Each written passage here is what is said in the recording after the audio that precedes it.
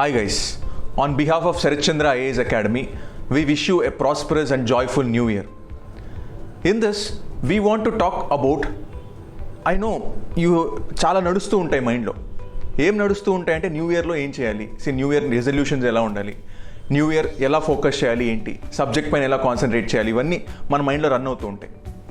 But main thing ఏంటంటే new year వచ్చినా సరే యూపీఎస్సీ యాస్పిరెంటే, ఏబిపిఎస్సీ యాస్పిరెంటే.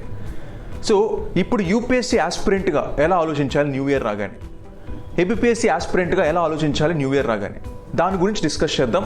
మనం ఒక 5 సింపుల్ స్టెప్స్ కానీ ఫాలో అయితే ఆటోమేటిక్గా మనకు సక్సెస్ అనేది ఇయర్లో వచ్చే ఛాన్స్ ఉంటుంది.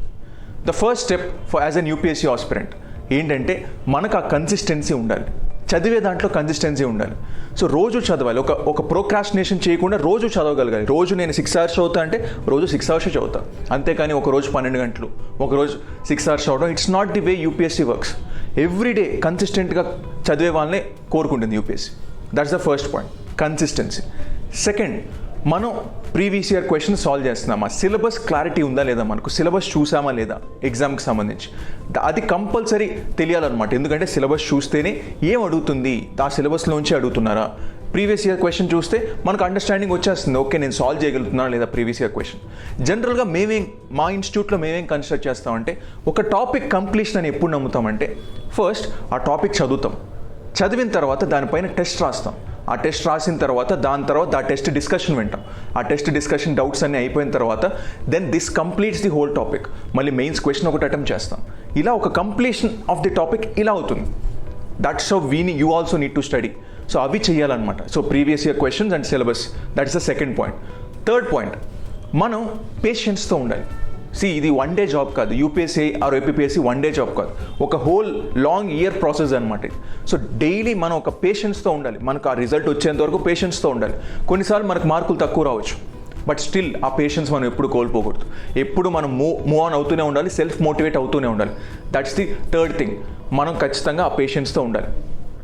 ఫోర్త్ థింగ్, మనం ఏం చేయాలి అంటే మనకు చుట్టూ ఉన్న నెగిటివ్ ఎనర్జీని పక్కన పెట్టాలి కొంచెం.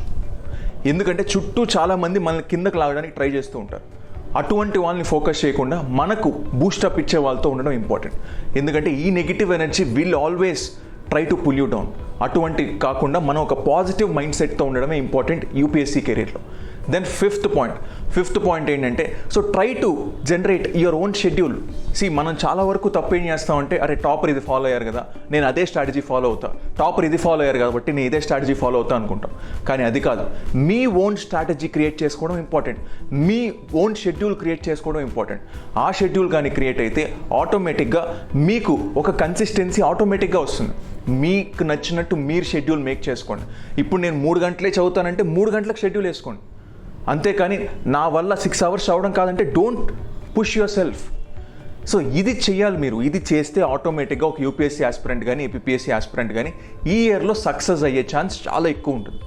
అందుకనే సో ఈ న్యూ ఇయర్లో I hope you get all the success and I hope you bring your Joy and happiness to your families also.